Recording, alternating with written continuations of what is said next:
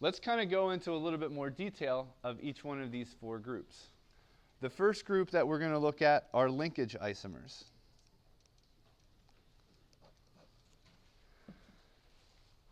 And I'll give you an example of a complex, and we can look at the two isomers that form from this particular complex.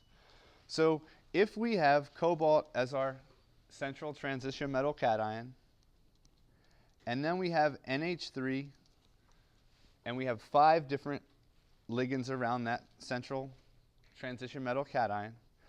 Then we also have NO2, and we can put brackets around this complex, and the overall complex has a 2+ charge. So here we have cobalt in the center. It's surrounded by 5 ammonias and 1 NO2. So its overall coordination number is going to be 6, and this tells us that we have an octahedral complex ion. So when we draw this octahedron, we have cobalt in the center, and there's going to be 6 different bonds to that cobalt central atom. 5 of them are going to be NH3, and 1 of them is going to be NO2. So I'm going to draw the 5 NH3s around here, and in each case, the nitrogen is going to coordinate, the nitrogen from the ammonia is going to coordinate to the transition metal center. That's going to happen every time for ammonia.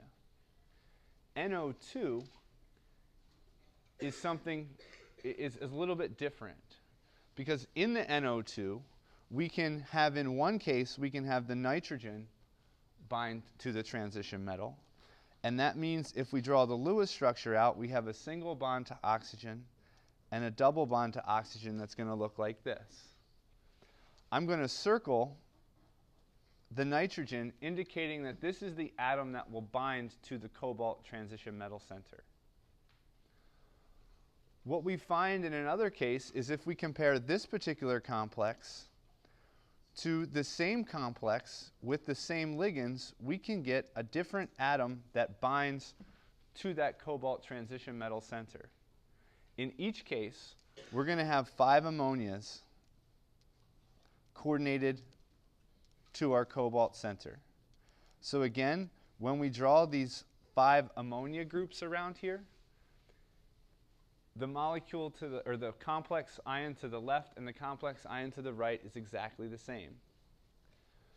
The thing that could potentially change here is how the oxygen is coordinated to this particular transition metal complex, or how the NO2 group is.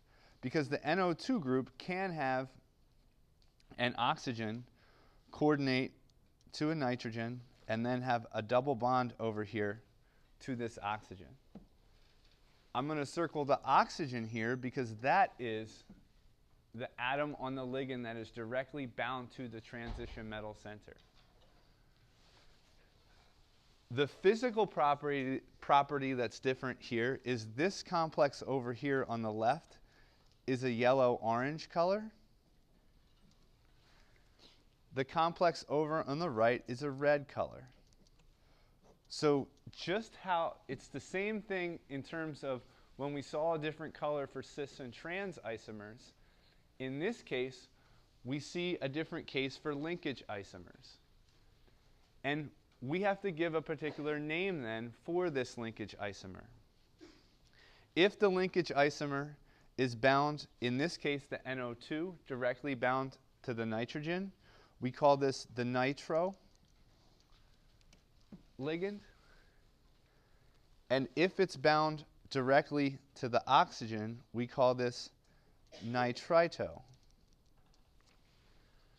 And we're going to find either on Wednesday or Friday that the nomenclature for these transition metal complexes can get a little crazy. Okay? But we have to come up with a name in place that distinguishes between these two particular isomers. Because in each case, the bond to the transition metal is different. We have the same ligand. In case number 1 down here, the bond is directly through a nitrogen. In the case over here on the right, the bond to the cobalt is through an oxygen. so we have the same exact complex, but we have different bonding environments around here. And as a consequence, we have different colors. In terms of linkage isomers, examples of common ligands are NO2, and also we have SCN-. So in each case, for the NO2, and sometimes I should probably write this out as either ONO, and we can sometimes distinguish which atom is then bound to that transition metal center. Okay? And I'll emphasize again that in a linkage isomer, you have different bonds to the transition metal center, so that fits under the structural isomer category.